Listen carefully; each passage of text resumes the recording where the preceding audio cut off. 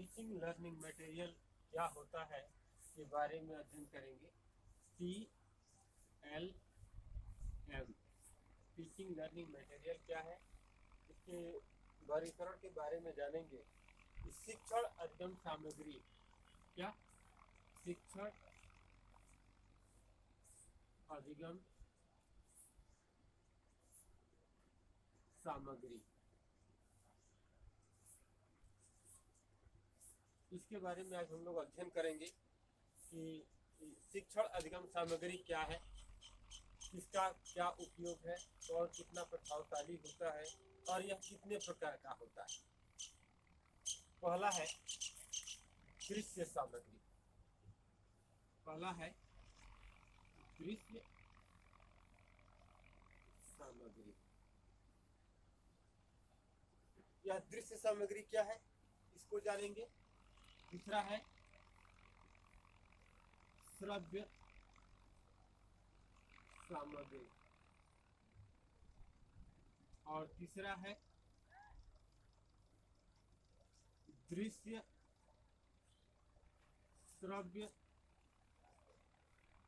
सामग्री। बारी बारी से हम इसका अध्ययन करेंगे। जो दृश्य सामग्री है, जिसके नाम से ही प्रतीत होता है कि दृश्य सामग्री क्या है। दृश्य सामग्री वह सामग्री जिसे मात्र देखा जा सके।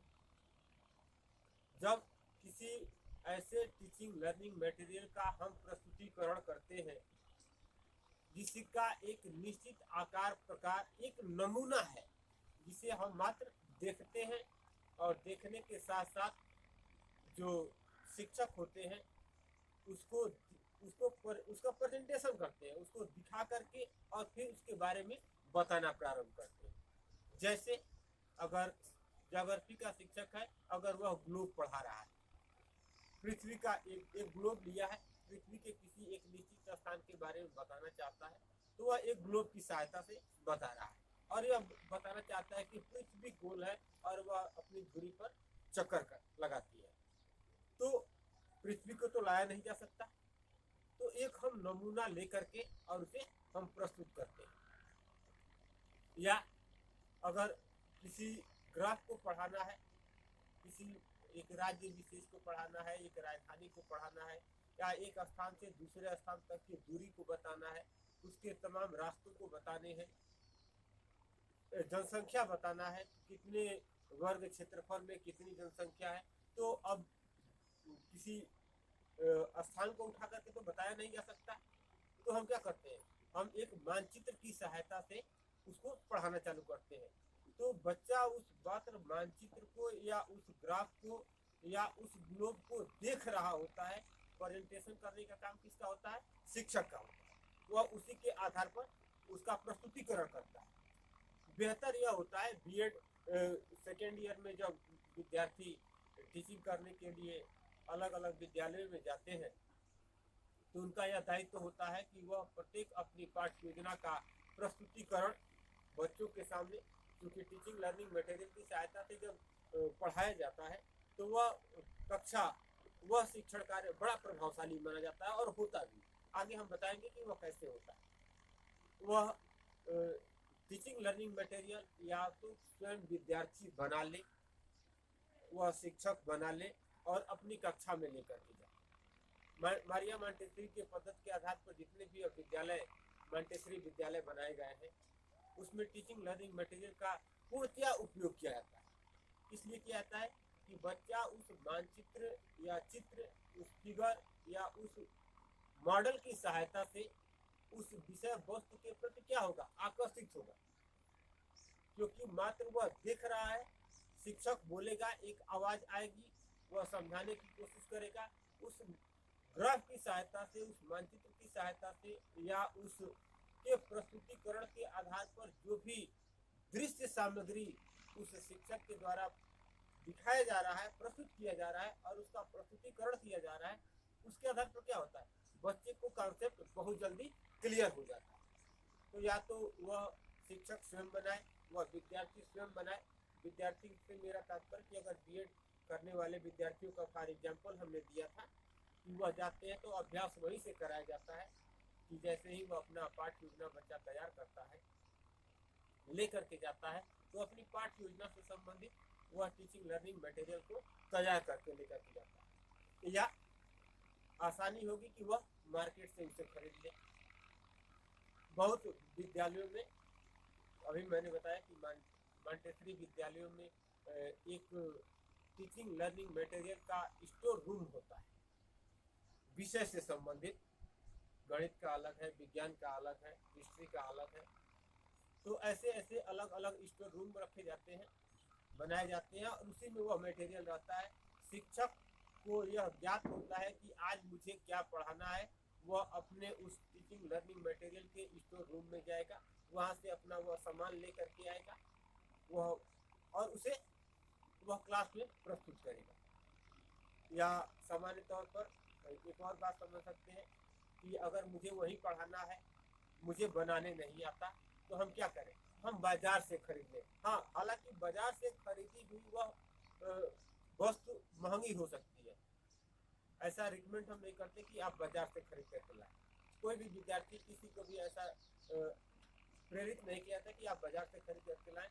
आप स्वनिर्मित तैयार करें, मेहनत लगेगा जरूर, लेकिन वह कॉन्सेप्ट जितना विद्यार्थी को बाद में क्लियर होना होता है, उतना उस शिक्षक को पहले क्लियर हो जाता है। तो उससे क्या होता है कि यह जो टीचिंग लर्निंग मटेरियल की बात हम कर रहे हैं, यह दृश्य सामग्री को स्वयं हम जब तैयार करते हैं, तो तैयार करने का एक फायदा यह होता है कि हमें उस विषय वस्तु के बारे में जिसे हम पढ़ाने जाने वाले हैं, उसके बारे में कॉन्सेप्ट पूरा क्लियर हो जाता है।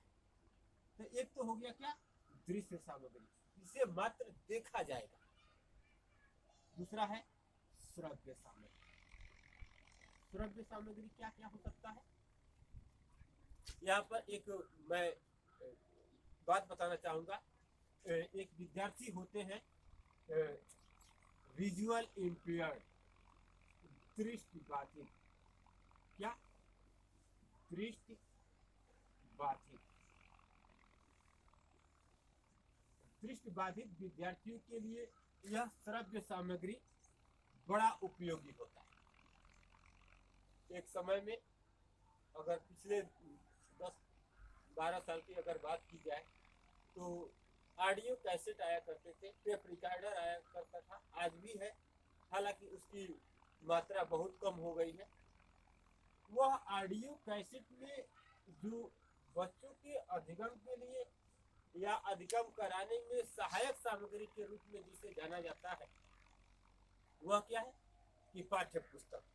कि बच्चे के अध्यापन के लिए पाठ्य पुस्तक की आवश्यकता है। लेकिन अब एक जो विजुअल इम्पेयर्ड विद्यार्थी है, उसके सामने जो देख नहीं सकता, जिसे रंगों की पहचान नहीं है, वह अक्षर को देख करके तो पढ़ नहीं सकता। तो जाहिर सी बात है कि वह सुनने की सहायता से उस मैटर को तैयार करता है। कौन विद्यार्थी, दृष्टिबाधित विद्यार्थी, विजुअल इम्पेयर्ड जिसे कहा जाता है। तो श्रव्य सामग्री यानी कि जिससे मात्र सुना जा सके। अब तो पेन ड्राइव में कुछ ऑडियो रिकॉर्ड किया जा रहा है, या आसानी से उपलब्ध भी हो जा रहा है, या सीडी कैसेट में भी तैयार किया जा रहा है। वह उस विजुअल इम्पेयर्ड विद्यार्थी के लिए वह सीडी, वह पेन ड्राइव, वह ऑडियो कैसेट मात्र एक किताब होती है, जिसे वह अपने उस डिवाइस में लगाता है और सुनने का वह काम करता है, और उसी की सहायता से वह उसे तैयार करता है।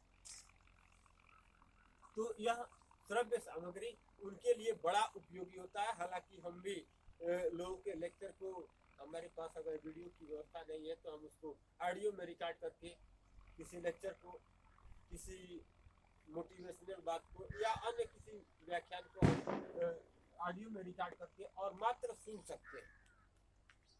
तो यह क्या हो गया, यह श्रव्य सामग्री है। और यह किसके लिए विशेष रूप से उपयोगी होता है, यह दृष्टिबाधित विद्यार्थियों के लिए बहुत महत्वपूर्ण होता है। अब अगली बात आती है दृश्य श्रव्य सामग्री, यानी कि एक ऐसी सामग्री जिसे देखा जा सके और सुना भी जा सके। तो यह क्या है, दृश्य श्रव्य सामग्री। जैसे बात आती है वीडियो। यह टेलीविजन,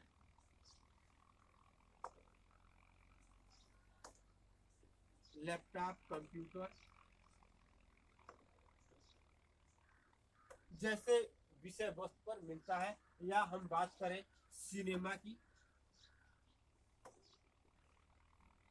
टेलीविजन पर एक बात थोड़ा सा ध्यान देंगे कि टेलीविजन पर देखा गया कोई एक कार्यक्रम, किसी भी व्यक्ति की मैं बात करता हूँ कि टेलीविजन पर देखा गया कोई भी एक कार्यक्रम जिसका समय 35, 50 या 1 घंटे के लिए मान लीजिए कि होता है, और सिनेमा में देखा गया कोई भी फिल्म, व्यक्ति अपने साथियों से, अपने सहयोगियों से उस पिक्चर के बारे में जब चर्चा करता है या उस सीरियल के बारे में जब चर्चा की जाती है, तो क्रमशः हर पॉइंट को लेकर के वह अपने साथी से इंडिकेट करता है, बताता है कि आज यह सीरियल में यह सीरियल यहाँ से यहाँ तक पहुँच गया है। एक उदाहरण ले सकते हैं कि किसी आपके साथी के घर पर इन्वर्टर है और आपके यहाँ नहीं है, और 1-2 दिनों से बिजली खराब है, लाइट नहीं आ रही है, और आपका वह पसंदीदा कार्यक्रम है, आप उसे देखते हैं, हर रोज देखते हैं या सप्ताह में जब भी आता है 1-2 दिन आप देखते हैं। आपके साथी को भी वही कार्यक्रम पसंद है, तो और किसी कारणवश बिजली नहीं आई या आपके कहीं बाहर चले जाने के कारण आप वह सीरियल मिस कर गए, तो वह 30-35 मिनट, 50 मिनट या 1 घंटे का वह जो कार्यक्रम था, उसको 10 से 15 मिनट में वह क्रमबद्ध तरीके से आपको आसानी से समझा देगा। ऐसा क्यों होता है? ऐसा इसलिए होता है कि जो भी उसमें एक्टिविटी हो रही होती है, वह दृश्य हम देख रहे होते हैं और हम सुन रहे होते हैं। ध्यान देंगे कि हम देख भी रहे होते हैं और सुन भी रहे होते हैं। टीचिंग लर्निंग मटेरियल का उपयोग करने का यह लाभ होता है कि विद्यार्थी ब्लैक बोर्ड पर पूर्णतया अपने को समर्पित कर लेता है कि ब्लैक बोर्ड से दृष्टि हम नहीं हटाएंगे, क्योंकि वह विषय, वह दृश्य, वह देख रहा होता है बच्चा, और देखने के साथ साथ वह सुन भी रहा होता है। दृश्य श्रव्य, देखने के साथ साथ सुनना, और फिर शिक्षक उस सामग्री के बारे में प्रेजेंटेशन दे रहा होता है। या अगर प्रेजेंटेशन की यहाँ पर एक बात करें तो सब में प्रेजेंटेशन शिक्षक के द्वारा देता है, लेकिन जब श्रव्य और दृश्य दोनों हो रहा होता है तो उसमें वह गतिविधि हो रही होती है, बताया जा रहा होता है, एक्शन रिएक्शन हो रहा होता है। तो वह बात क्या होता है, टेलीविजन पर देखा जाए, कंप्यूटर पर देखा जाए या कोई वीडियो ऐसा देखा जाता है, तो वह कार्यक्रम पूर्णतया हमारे मस्तिष्क में एकाग्र होकर के बैठ जाता है। कोई बात हम कोई सामान देखते हैं तो उसके बारे में अगर हम क्लियर नहीं जानते हैं तो वहां पर मेरी दृष्टि बहुत देर तक नहीं रुकेगी, तो वह दृश्य सामग्री उतना प्रभावशाली नहीं हो पाएगी। हाँ, लेक्चर अगर उसके साथ चल रहा है तो वह प्रभावशाली हो सकता है।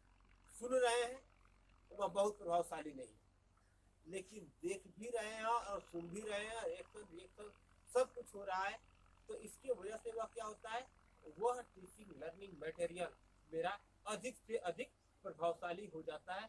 जैसे कि वीडियो, प्रोजेक्टर, टेलीविजन, सिनेमा आज की अगर हम बात करें तो वह एक विद्यार्थी के लिए बहुत महत्वपूर्ण हो जाता है और उससे वह अपने ज्ञान में वृद्धि कर लेता है।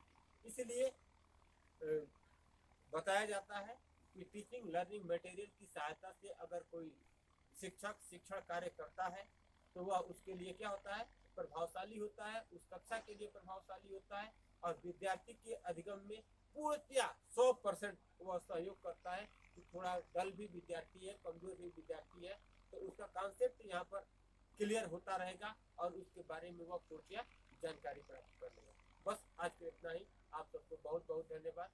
अगर यह वीडियो आपको अच्छा लगा हो तो लाइक और शेयर करें और अपने सहयोगियों को बताएं कि यह चैनल अच्छा है। बहुत बहुत धन्यवाद।